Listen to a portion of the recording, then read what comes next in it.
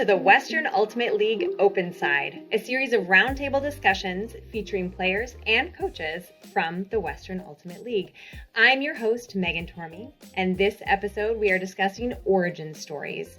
And here to chat with us about their first forays into the sport of Ultimate, Genesea Meha from the Utah Wild, Lexi Garrity from the Seattle Tempest, and Margot Stert from the San Francisco Falcons. Ladies, thanks for joining us. Thanks for having us. Yes. Thanks for having us. Now, asking Ultimate players how they got into the sport of Ultimate is one of my favorite things. It's still a fringe enough sport that the answers come from all over, but Lexi, I had not quite heard this one before. You began on the road to becoming a professional Ultimate player because you had a friend who was shy. So tell us about how your friend's shyness was your gateway to the sport of Ultimate. I went to college at Seattle Pacific University, and we don't have a team or anything like that, and I was a bit of a recluse in college. I was always the one doing my homework well in advance and not particularly social. And the boy next door comes and knocks on my door one night. He's like, hey, they're playing pickup on Mondays and Wednesdays, and I really want to go. And I was like, all right. And he's like, well, can you go with me? I don't want to go alone, and you like running. And I was like, well, I guess my midterm's a month away. I can probably sneak away for an hour or so. So I grabbed my brother's basketball shorts, threw on some flip-flops, and walked down to Queen Anne Bowl. Jen, I know you played a game of pickup many years ago, but I want to talk about your time in the military. You played your first game of pickup when a friend in your squadron invited you, and you went because ostensibly it fulfilled your 1 hour of required PT. Tell us about your early days in Ultimate on base. Yeah, so I, like you said, one of my friends, he was like, hey, there's this group of retired, finance guys that plays pickup Ultimate. And it's just, right on the side, this little field right on, the main road of base.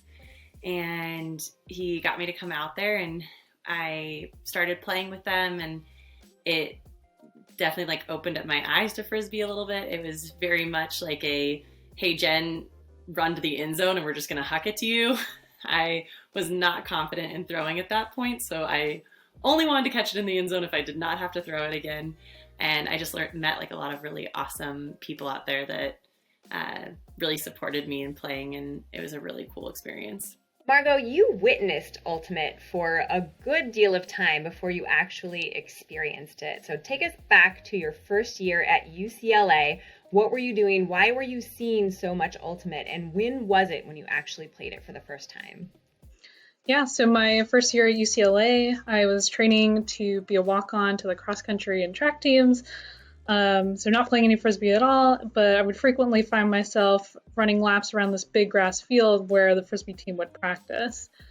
So I saw that it was a thing, thought, oh, that's interesting. Didn't know that was a sport, but good for them.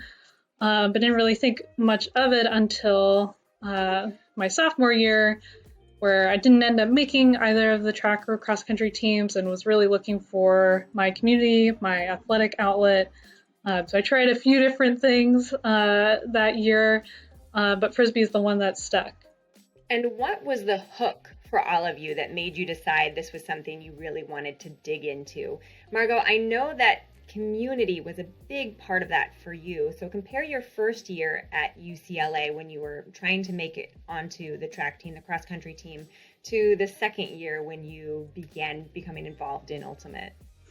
Yeah, again, my first year was very much on my own. Didn't really have that sense of team that I had with my teams in high school, and didn't really find any sort of group that really became my community then. So the difference is, night and day between those 2 years.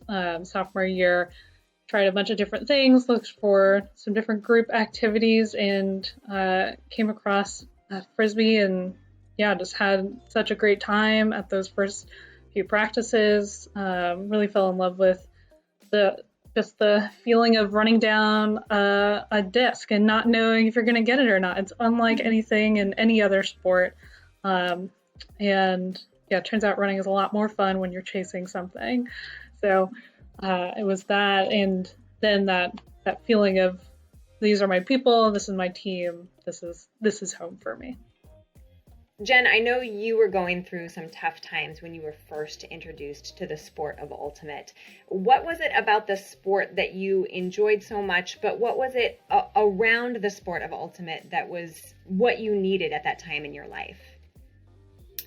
So just being in the military so far away from home, I joined when I was like 18, and I was stationed down in Florida, and I'm from Montana, so cross country.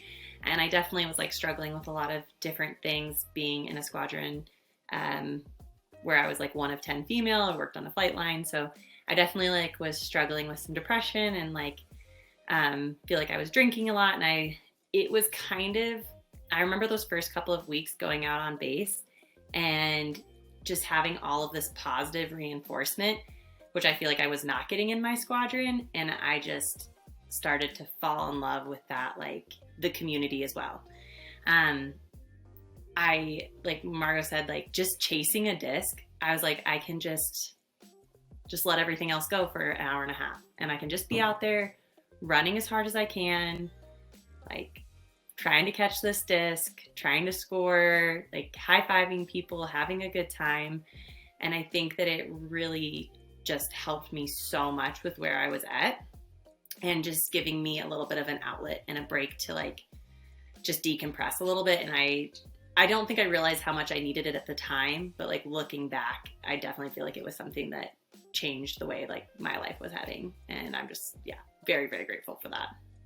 Lexi, you just said you thought the people at the first pickup game you went to were crazy for being as organized and into the sport as they were. And yet barefoot, wearing your brother's shorts, there was something about it that made you think, I have to come back. So what was it about the sport that made you want to try it again? I think a common theme in like all our stories is that feel for community, and I definitely felt a sense of welcome when I showed up. And at first, I did think everyone was crazy. They were throwing hammers and they were wearing their cleats, and I was like, this is silly. I'm barefoot and I don't want to spend money on cleats. I'm a broke college kid. But that feeling that we've all talked about of wanting to run down a piece of plastic really resonated for me. I struggle with anxiety, and prior to playing frisbee, I was a long distance runner, and I would just spend hours outside running. And I feel like ultimate became the place where I started to just feel comfortable with other people, and I can combine my love of running and my competitive nature with chasing something, but also learning how to be part of a team and how to work with others and celebrate with them. And, it was really fun. The first time I just started running deep and someone yelled, throw it to her. And, there's just nothing like catching a goal. And it's just so much fun. And ultimate was not just a competitive outlet for you. It was also a source of solace. Your father passed away unexpectedly in 2012, and you bore a lot of responsibility in helping your family process that grief and process that logistics that surround an unexpected passing. And after a period of time, you said you decided you wanted to take time for yourself. So at that point, how was ultimate there for you in a really important way? Well, I really love this question. I started playing League in 2011, and my League team gave me reasons to be in Seattle, which was great for me to kind of leave the nest. And when my dad passed, my teammates were incredibly supportive. And for the first 6 months after my dad died, I was commuting back and forth between Chehalis and Seattle. I had to drop out of grad school because my dad actually passed away the day I was supposed to start grad school. So I decided, well, I'll pull out for a year. I'll go to school at night and just knock out my last 2 prerequisites and save money. And I just felt drained. And I remembered watching Fiona McKibben play. And we'd played a random tournament together because ultimate, all these people know each other.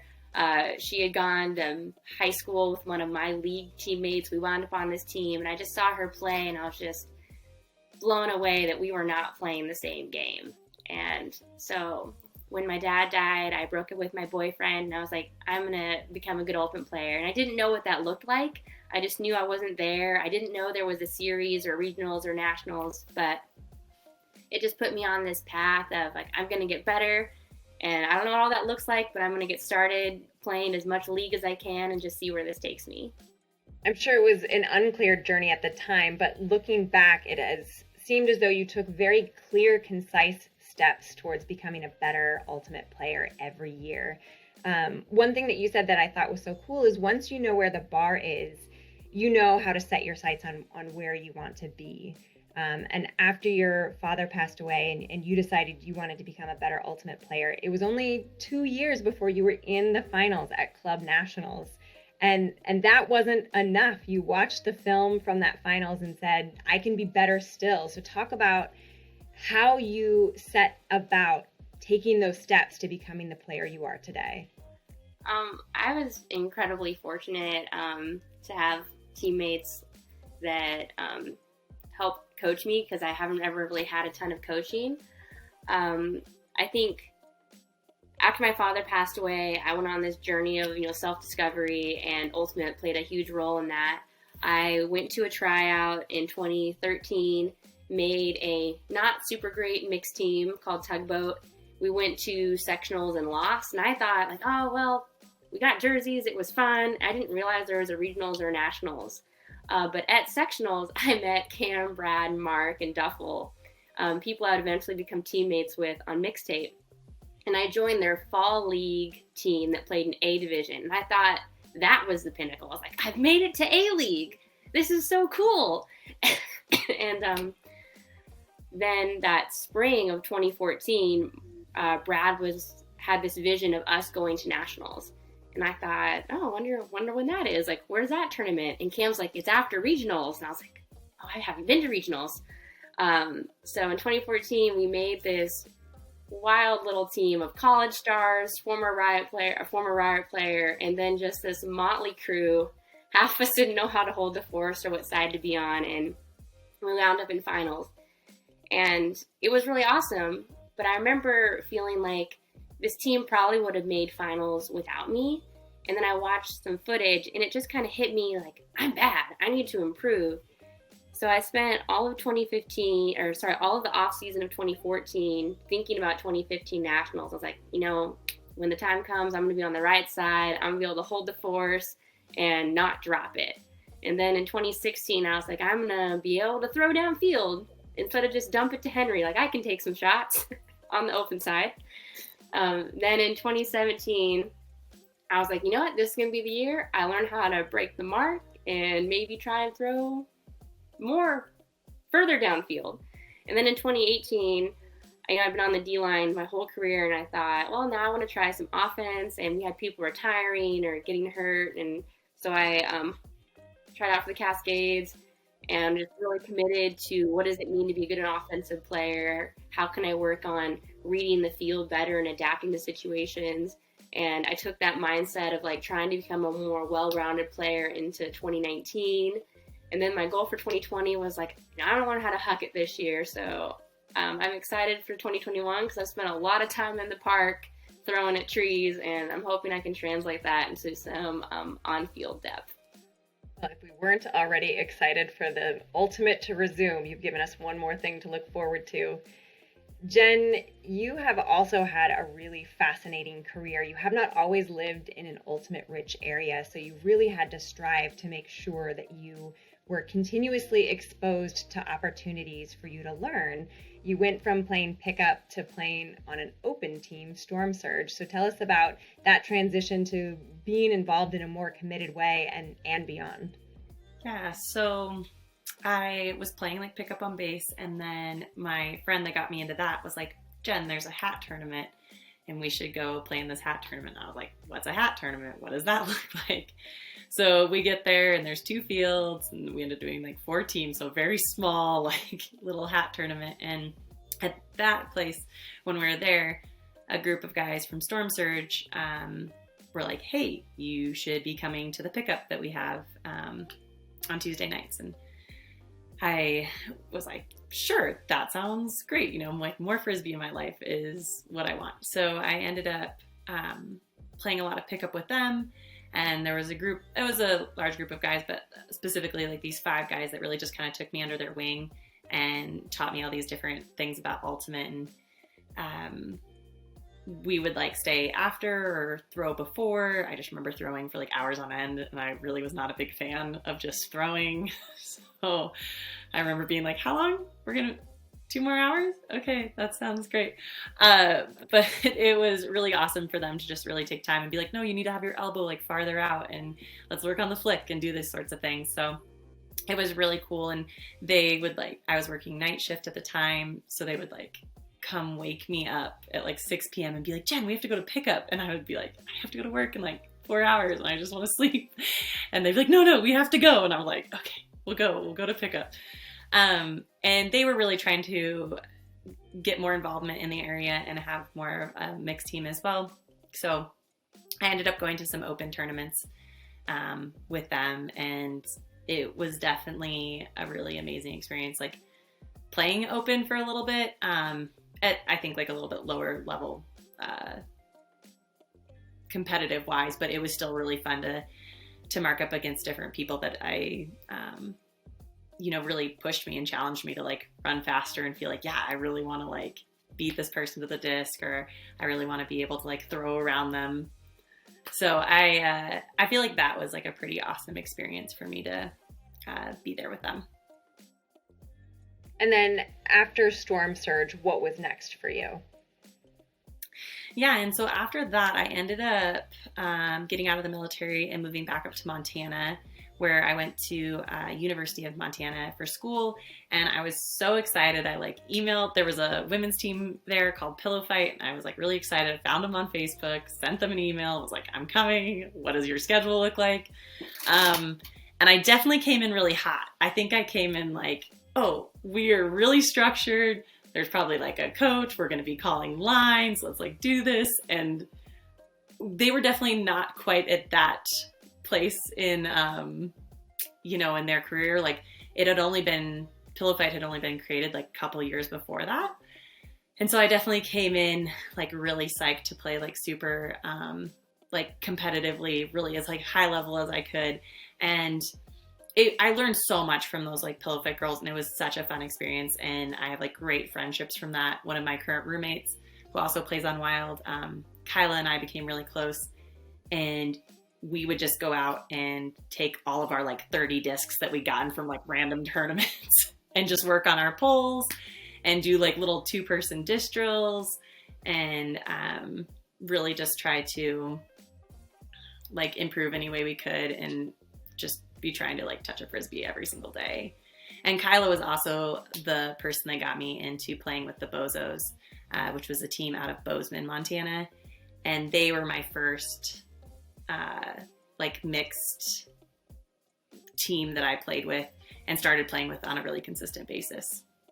Margot, you went from UCLA, which is a really strong program, to playing club in the Bay Area, which is highly competitive, chock full of superstars. Talk about that transition from college to club and how you grew and developed as a player in this ultimate rich environment full of just some really fantastic players. Yeah, I knew after college that I wanted to keep playing frisbee, and knew I wanted to stay in California, and had heard a thing or two about the Bay Area's frisbee scene. So I wanted to see how it would shape up here. And yeah, the playing club in the Bay Area has shaped me a lot as a player in a lot of different ways. Coming into my first tryout season, I was very, very confident, perhaps overconfident in my abilities as a player. Only tried out for 2 club teams, the women's teams, Fury and Nightlock. Assumed I would make one of them. And then, yeah, got my ego checked when I got cut from both of them. And that was a very good and humbling experience. So then I was desperately trying to find, who's going to be my team for this summer. And fortunately, a friend had recommended that or put me in touch with the folks on Mischief and Polar Bears, 2 mixed club teams in the Bay Area. So I went to a tournament in Santa Cruz where I played a little bit with both of them. And then after that tournament, it felt like Polar Bears was the place for me. And it's been my home ever since. What was the feeling you got when you learned that you had made your respective professional team, and thinking about that feeling and reflecting back on the journey that you have taken in your ultimate career, what has surprised you the most about all of this? And Jen, I'll start with you. So I found out about making the Wild when I was just finished an indoor goaltee league that we had, and we were going all out to the bar to like have a beer and like some food afterwards. And I got the call, and I wasn't able to tell anyone yet with everything kind of going on. And I was just outside taking the phone call, and I like freaked out. I was like so excited. And I had to like just sit out there for a second because I like couldn't stop smiling. And I was like, I can't like walk into my group of friends like this. They're going to be like, what's happening? And so I just like had to give myself a couple minutes out there. Yeah. And I was just like over the moon. I was so stoked. I think for me, I knew I always like really loved Ultimate. I really wanted to play competitively, but I don't know, every time I've gotten to like take another step further in my journey, it's always just been so surprising to me. I'm always like, oh, I get to do this. Like when Moondog made nationals, I was like, I'm going to national. I was like, again, just like so wildly, like so excited. And just getting to do all these steps, and it's like, oh, this is so amazing. I get to play at this high level with all these other amazing like women and non-binary folk, and I'm just like so excited to be in that space. And I think that I really am just like really grateful for that. Lexi, the feeling you got when you learned you were on the Seattle Tempest, and thinking about all of this, what's been the most surprising to you? I was really excited for the chance to just get to play with a bunch of different people. And I think just reflecting back on my journey in Ultimate, like if you'd asked me on that random Monday, showing up barefoot, that there was going to be a pro opportunity for non-male players, female matching players, I wouldn't have believed you, and I wouldn't have thought that I would be a part of it. So it just I feel so grateful that I've had a career that started out just playing pickup, and I have the opportunity to like play pro and like, Mom, I made it. Like, I'm not just like me and my expensive hobby. Like, someone's gonna give me a check for this. And Margot, you spent an entire year watching Ultimate as you ran around it, and now you are a professional player. How did you feel when you got that call, and what has been the most surprising about getting to this point? I think when I got the opportunity, I was super excited for the chance to play something new, to be a part of something that hadn't existed before. There's a lot of storied programs in the Bay Area, and I was very stoked to be involved in something that's brand new, and that brings players from all sorts of teams together. But I think what I was most surprised by after finding out that I made the team was how excited I was to play for the non-frisbee people in my life. So not necessarily so much about the frisbee itself, but how do I have this opportunity to show the people in my life who I care about a lot but don't play frisbee themselves. Now I have this opportunity to show them what this whole sport is all about. So now you have been riding this excitement of finding out that you made the team for over a year. What are you most looking forward to when it comes to getting together with your team, taking the field, being on a streamed game, out of the entirety of the experience that is being a professional Ultimate player? What are you looking forward to most, Lexi? I have so many answers to this. I think first, I'm just excited to play with all the different people, but I'm also excited that the competition, it is competition. It matters. It's not an exhibition game. Like, there's a league and standings. There's going to be winners. And I'm also just excited as someone who's coached girls for the last 7 years that there's a next step for them. Sure, like, they can go on to play in college and club, but we don't have to look at the AODL and be bummed that we don't have that opportunity collectively. Like, we have something that we can aspire to and push for, and I'm just so excited to see what pro Ultimate for women can look like 5 years from now, and I'm excited that I'm going to be part of the inaugural season. Jen, what about you? You have been looking forward to this opportunity for over a year. What are you most excited about being a professional Ultimate player? Like Lexi said, I think like a lot of things, and also as a coach of the women's college team here, I'm like really excited for that opportunity to for girls to like see how that can progress. So I'm really excited about that. And I think one of the things I'm most excited for is just, I already felt like so many connections at tryouts. I met a lot of people I hadn't known before, or we had like played against each other, but we hadn't like had a conversation. And I already felt like a huge connect with people at tryouts. And I just like really am looking forward to that bond that you get with a team, and those like inside jokes and that space to play really competitively and push each other and just like go out all on the field and like put everything you can out there, and that you're all kind of really working hard towards that as a collective. I really find a lot of support in that. So I think that's one of the things I'm most looking forward to, is just getting a chance to play with all these like really incredible people and like pushing myself to see kind of what I can achieve and what it can look like. Margot, what about you? When you think about the stadium, when you think about the fans, the stream, the opportunity to play with referees in a slightly different format with timed quarters, out of all of that, what are you most looking forward to? Yeah, I'd say two things stand out for me. I think just, again, getting to play with new people who I haven't played with before, and a couple of folks who I haven't played with in a long time. I was super excited when Han Chen said she was going to be playing Falcons, because she was one of my college teammates, and I had so much fun playing with her. So I would love to be able to play with her again. Yeah, and again, another an opportunity to showcase the sport to people who aren't as familiar with it, both the people in my life who have formed very close relationships with and have heard me talk about Frisbee a lot, and then also the folks in my community, like my neighborhood, who don't know a whole lot about Frisbee at all, but now I can say to them, hey, there's this game happening at this time, this day, here's how you can get there, like, here's all the information, come see what it's all about. And that's just a showcase environment that doesn't exist in a lot of other spaces right now. Lexi, you came from a homeschooled background where you didn't feel like you had a lot of community, a lot of connections, and now you have an enormous community and so many connections. You have traveled extensively. Looking at the dichotomy between those two, what would you say when I ask that question?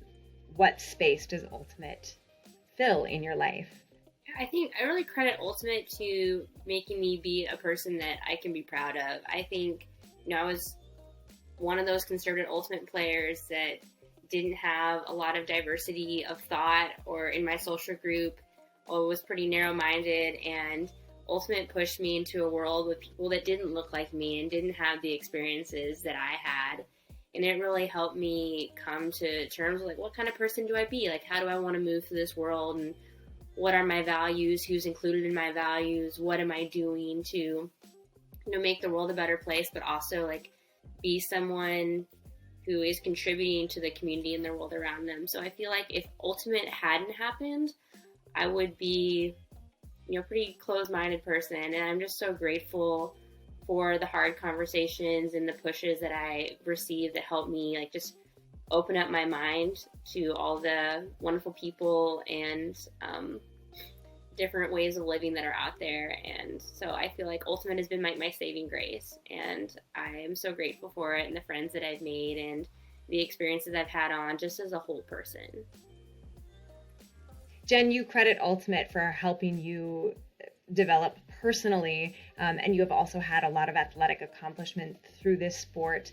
What space would you say Ultimate occupies in life when you look at the entirety of your experience in this sport? So I feel like Ultimate pulled me out of a really dark space and really just like opened up the world to me and what I can kind of do and the different communities I can be a part of.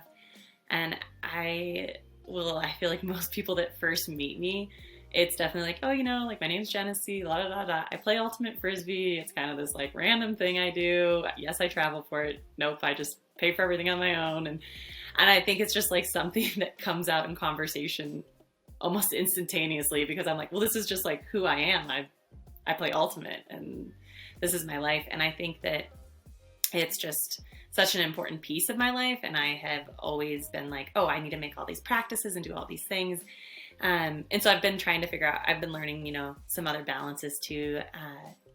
But Ultimate will always be part of my life. I started coaching a couple of years ago, and I'm going to continue playing for as long as I can, getting close to that Masters. So I'm really stoked about that.